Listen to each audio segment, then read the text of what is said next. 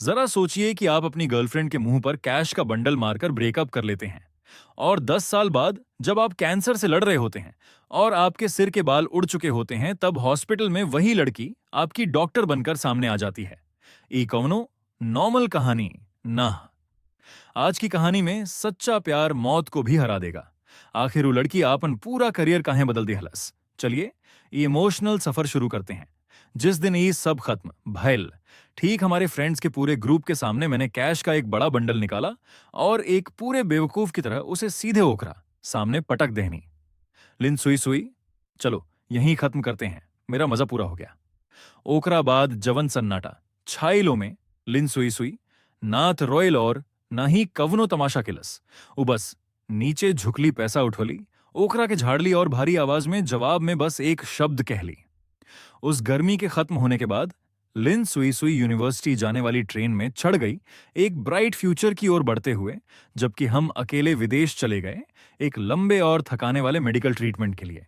ई जुदाई पूरे 10 साल तक चल और 10 साल बाद राजधानी के एक बड़े हॉस्पिटल में हम अपने बिस्तर पर लेटे हुए थे और यूं ही अपना फोन स्क्रॉल कर रहे थे ताकि अपने लिए एक विग चुन सकें।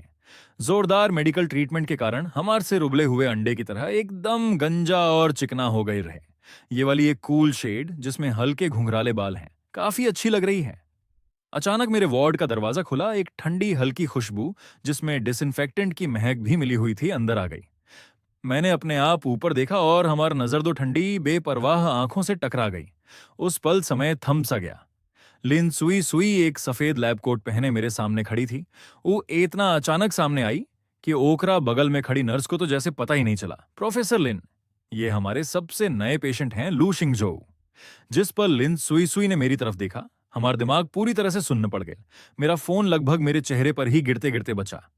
जिस इंसान के बारे में हम सोच ले रहने की अब ओकरा से कभी आमना सामना ना हुई, वह किसी तरह मेरा इलाज करने वाली डॉक्टर बन गई थी। हम घबरा कर अपना फेस मास्क ठीक करे लगनी और मन ही मन सोचनी कि काश हम आपन सिर चादर के नीचे छिपा लें। हालांकि मैंने उसकी आंखों में देखने की हिम्मत नहीं की, लेकिन हम औकर भारी बर्फीली नजर को महसूस कर सकते रहनी, एक ऐसी नजर जो उन सालों पहले उसने मुझे जो बेबस लेकिन कोमल नजर दी थी उससे बिल्कुल अलग थी। इंटर्न ने मेरा केस बताना शुरू किया। लू शिंगजो, पुरुष, 28 साल का। 10 साल पहले एक रूटीन मेडिकल चेकअप में पता चला हॉजकिन लिम्फोमा, और कुछ कहने की जरूरत नहीं है। बीच में ही बात काटे जाने पर इंटर्न ने हैरानी से पूछा, प्रोफेसर लिन, क्या आप इस पेशेंट को जानती हैं? हमार दिल जोर से धड़के लागल और हमार उंगलियां फोन की काली स्क्रीन पर यूं ही घूमने लगीं। काफी देर बाद उसकी आवाज शांत पानी की तरह सपाट और बिना किसी इमोशन के हवा में गूंजी। नहीं, मैं नहीं जानती। बस उसका मेडिकल केस थोड़ा अनोखा है, इसलिए मैंने उस पर एक नजर और डाली। ये कहकर वह अगले बेड पर पेशेंट को देखने चली गई। जाने से पहले उसने मेरी तरफ एक बार भी नहीं देखा। जैसे ही दरवाजा बंद हुआ, हम बिस्तर पर बेजान होकर गिर गए। हमार पीठ ठंडे पसीने से भीग गल रहे। ऐसन लागल कि लिन सुई सुई सचमुच हमरा के भूल चुकल बा, और मुझे लगता है कि ये बात समझ में भी आती है। उस समय मैंने जिस बेरहमी से बिहेव किया था, उसे देखते हुए शायद वो हमरा से हेट करे कि कवनो मौका ना छोड़े के चाहत हुई। सच कहूं तो अगर हम 10 साल पीछे जाएं तो लिन सुई सुई और हम बिल्कुल अलग अलग दुनिया में रहते थे। उस समय हम अपनी क्लास का बदनाम राक्षस राजा था, एक डीठ और हाइपर लड़का जो अपने परिवार की दौलत के दम पर दिन भर ऊधम मचाता रहता था। हमार नंबर हमेशा एक जिस्म ही आवत रहे, हर साल पूरी क्लास में सबसे आखिर में। हमारी क्लास टीचर जो इस बिगड़े हुए स्टूडेंट को सुधारने की पूरी कोशिश कर रही थी, मुझे बचाने के लिए हर मुमकिन कोशिश करती थीं। खासकर उन्होंने लिन सुई सुई को मेरी डेस्क मेट बना दिया था। लिन सुई सुई मेरे बिल्कुल उलट थी, बहुत होशियार शांत स्वभाव की और एक नाजुक परी जैसी खूबसूरत लड़की। ओकर दुनिया में सिर्फ लगातार होने वाले टेस्ट और हर बार फर्स्ट रैंक लावे के सिलसिला ही शामिल रहे। शायद उसकी एकमात्र कमी यह थी कि ओकर परिवार बहुत ज्यादा गरीब रहे। शुरू में वो हमारा तरफ देखे के भी फिक्र ना करती रही, लेकिन हम बिल्कुल अलग रहनी हमारी चमड़ी बहुत मोटी रही। उस उम्र में लड़के लड़कियों के पीछे भागते समय ट्रू लव के बारे में भला का जानत रहनस। ये सब बस फूल भेजने, लव लेटर्स लिखने या खाने पीने की चीजें खरीदने तक ही लिमिटेड होता था। हम इन कमजोर कोशिशों को बेकार समझते थे और फिर मैंने कुछ बिल्कुल अलग करने का डिसीजन लिया। एक चमकीली धूप वाली सुबह, जब स्कूल का हर दूसरा लड़का अपनी अपनी क्रश पर उन पालतू दिखावटी गिफ्ट्स की बौछार करने में बिजी था, हम किताबों का एक भारी बक्सा लेकर सीधे लिन सुई सुई की डेस्क की ओर गए और ओकरा के जोरदार आवाज के साथ नीचे रख देहनी। हमरा आस पास मौजूद सब केहू हक्का बक्का रह गए। लिन सुई सुई ने मेरी तरफ नजर उठाकर भी नहीं देखा, लेकिन हम बस एक इतराती हुई मुस्कान के साथ बक्से पर थपकी देहनी। इसके अंदर मैंने अनाउंस किया, तुम्हें एग्जाम के 5 साल, मॉक टेस्ट के 3 साल का पूरा सेट मिलेगा, साथ ही कुछ सीक्रेट गाइड बुक्स भी जिन्हें तुम दुकानों से खरीद भी नहीं सकती। एकरा अलावा ई सेमेस्टर के बाकी दिनन खातिर तोहरा जतना भी एग्जाम पेपर और स्टडी मटेरियल के जरूरत पड़ी ओकर सगरो खर्च हम उठाइब। जिसन की पुराण कहावत बा कि सबसे ज्यादा रूखी सूखी रहने वाली लड़की भी आखिरकार एक लगातार पीछे पड़े आशिक के आगे पिघल ही जाले। यहां तक कि बर्फ जैसी ठंडी लिन सुई सुई भी मेरे इस सीधे सपाट जोरदार तरीके को इग्नोर नहीं कर पाई, एक ऐसा तरीका जो सीधे होकर प्रैक्टिकल जरूरतों को पूरा करते रहे।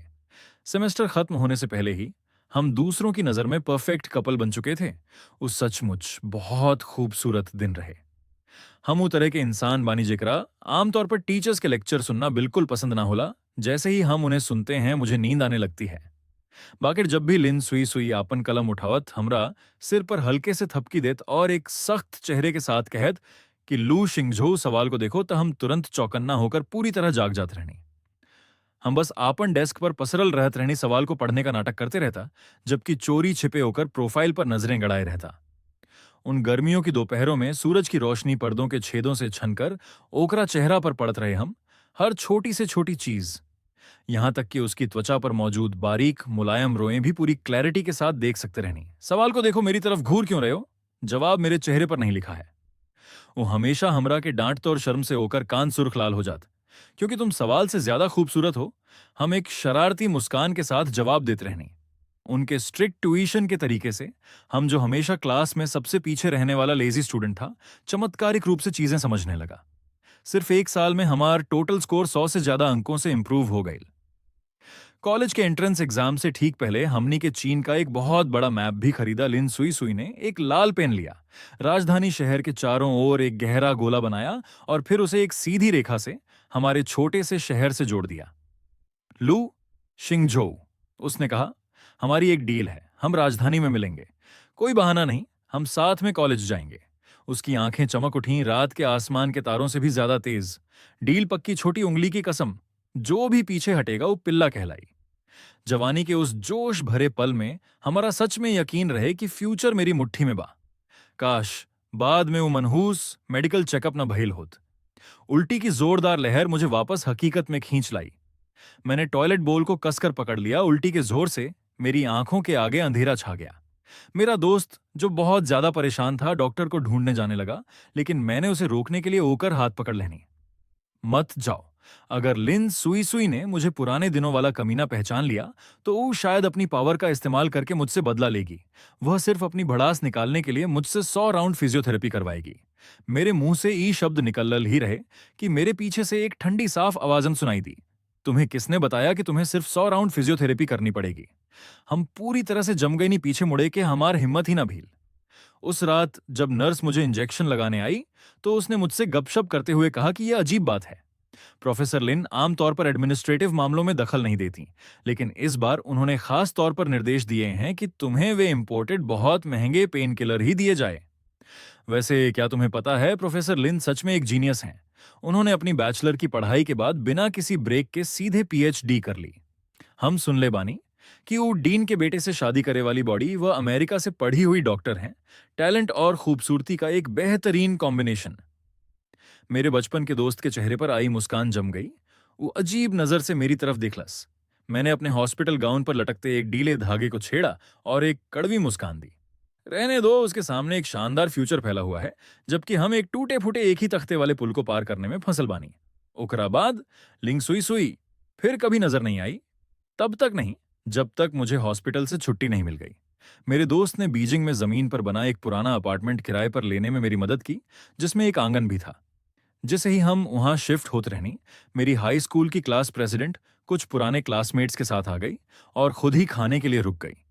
किचन में काफी हलचल थी और खाना पकने की खुशबू आ रही थी। सब्जियां काटते हुए क्लास प्रेसिडेंट ने पूछा, शिंगा झोंग, तुम्हारी बीमारी तो पुरानी वाली है ना? लिंग सुई सुई तो उस फील्ड की सबसे बड़ी एक्सपर्ट है, क्या तुम उससे मिलने नहीं गए? हम हाथ हिलाकर बात टाल देनी कि मुझे उससे कोई लेना देना नहीं है। मेरे होठों से ये शब्द निकल ही रहे कि दरवाजे की घंटी बजी और उसके तुरंत बाद मेरे क्लासमेट्स हैरानी से चिल्ला उठे कि लिंग सुई सुई, तुम आखिरकार आ ही गई। हम अपनी जगह पर जम सा गई नहीं। उसने कोई मास्क नहीं पहना था, उसकी नजर भीड़ को चीरती हुई सीधे मेरे चेहरे पर आकर टिक गई। कुछ पल की खामोशी के बाद वो क्लास प्रेसिडेंट की तरफ मुड़ी और कह ली कि चलो, क्लियर ब्रॉथ, हॉट पॉट बनाते हैं, कम तेल कम नमक वाला। बाकी सब किचन में बिजी हो गए और लिविंग रूम में सिर्फ हम दोनों ही अकेले रह गए। हमारा ऐसन लागल जिसे हम कांटों पर बैठल बानी। मैंने ऊपर हाथ बढ़ाकर मास्क टटोला जो वहां था ही नहीं। छठ लिंग सुई सुई ने अपने हाथ में पकड़ी हुई पानी वाली पालक की डंडी को तोड़ा और ठंडे लहजे में बोली, मैंने तुम्हें पहचान ही लिया है तो अब इसकी क्या जरूरत है? हमारा हरकतें जम सी गई ली। हम शर्मिंदा होकर अपने हाथ पीछे खींच लेनी। मुझे लगा कि अस्पताल में तुमने मुझे पहचाना नहीं था। कोई जरूरत नहीं, हम अब उतने करीब नहीं हैं। उसने सब्जियां छांटने के लिए अपना सिर झुका लिया और उसकी आवाज में एक तीखी और पक्की बात थी। हमार तो बस यह इच्छा रहे कि कहीं कवनो बिल मिल जाओ जेमे घुस के हम गायब हो जाएं।